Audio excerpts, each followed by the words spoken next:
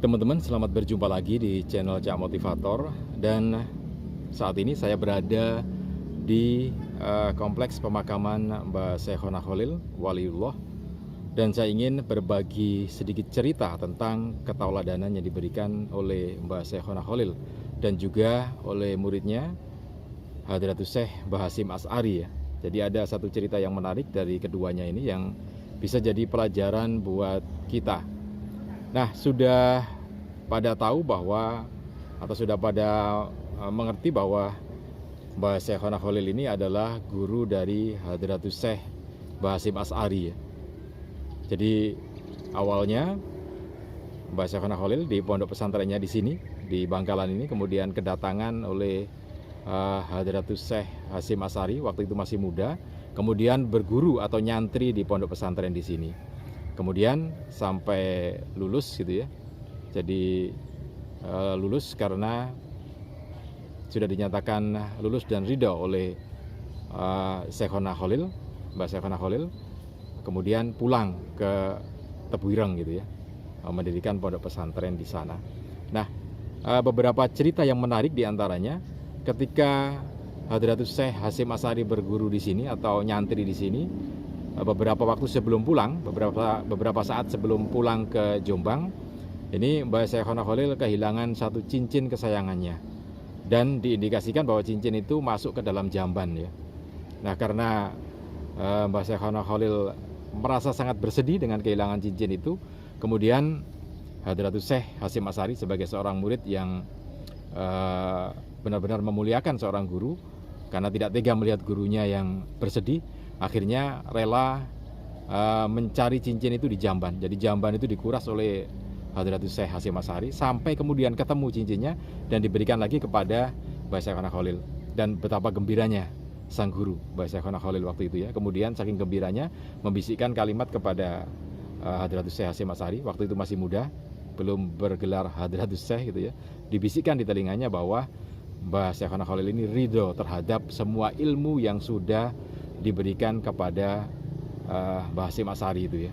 Kemudian diminta untuk segera pulang ke Jombang dan di sana mendirikan pondokan Tebuireng itu ya. Nah, itu satu cerita yang menarik bagaimana seorang murid kemudian benar-benar memuliakan seorang guru gitu ya. Nah, tapi ceritanya tidak sampai di situ teman-teman.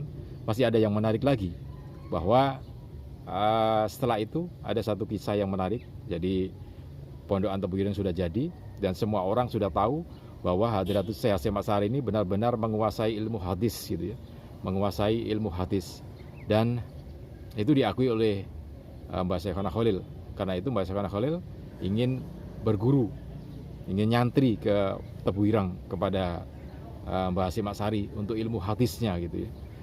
Nah, Mbah Hasyim Asy'ari tentu saja ya senang, gembira, tapi juga repot. Bagaimana mungkin gurunya tiba-tiba harus jadi muridnya gitu ya untuk ilmu hadis. Pada hari yang ditentukan, Mbah Syekhona Khalil datang ke Pondok Tebuireng dan sudah disediakan satu kamar khusus untuk Mbah Syekhona Khalil sang guru gitu ya. Nah, tapi kemudian Mbah Syekhona Khalil kaget. Saya ini ke Jombang mau nyantri, mau mencari ilmu hadis gitu ya.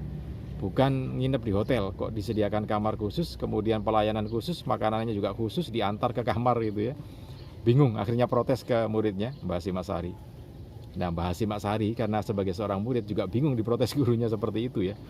Dalam benaknya Mbah Hasyim Asy'ari, masa iya saya membiarkan guru saya ini tidur bersama-sama santri yang lain dalam ruangan yang los gitu ya. Kemudian apakah iya guru saya biarkan makan bersama-sama santrinya gitu ya. Tentu saja tidak mungkin seperti itu ya. Akhirnya bingung.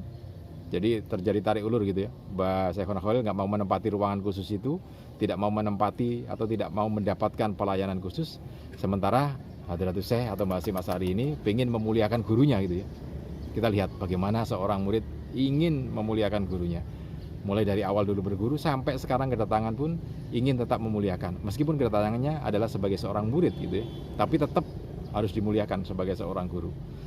Nah, akhirnya bingung karena santri juga bingung. Ini santri yang lain di Tebuireng juga bingung, Mbah Syekhona Khalil nggak mau dilayani gitu ya. Akhirnya bertemulah Mbah Syekhona Khalil dengan Mbah Hasyim Asy'ari ini.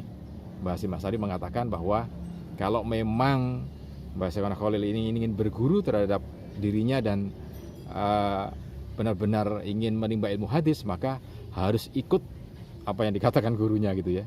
Jadi Mbah Syekhona Khalil harus ikut pada gurunya dan tetap menempati ruangan itu, kemudian bajunya juga dilaundry oleh santri, makanannya diantar setiap pagi, siang dan sore di situ. Kalau memang benar-benar ingin mencari ilmu hadis gitu.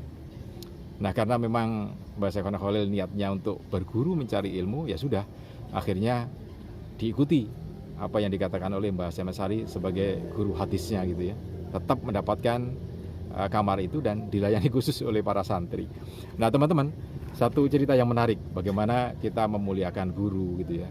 Bagaimana kita memuliakan guru, membuat guru kita senang gitu ya. Dicontohkan oleh kedua guru bangsa ini ya. Dicontohkan oleh Mbah Hasyim Asy'ari, dicontohkan oleh Mbah Syekhona Khalil, bagaimana adab seorang murid gitu ya. Bagaimana juga kita memuliakan seorang guru. Bagaimana cara mencari ilmu gitu ya. Supaya benar-benar ridho guru kita memberikan ilmunya kepada kita sampai sejauh itu. Nah, mudah-mudahan pelajaran atau video kali ini benar-benar bisa bermanfaat untuk kita dan juga anak-anak kita, mendidik anak-anak kita bagaimana mencari ilmu, adab seorang murid, adab seorang santri itu seperti apa. Kita sampaikan pada anak-anak kita dengan contoh ini. Dan bagaimana kita memuliakan seorang guru, kita juga contohkan pada anak-anak kita dengan video kali ini. Oke, mudah-mudahan bisa bermanfaat. Salam dan sukses selalu untuk Anda.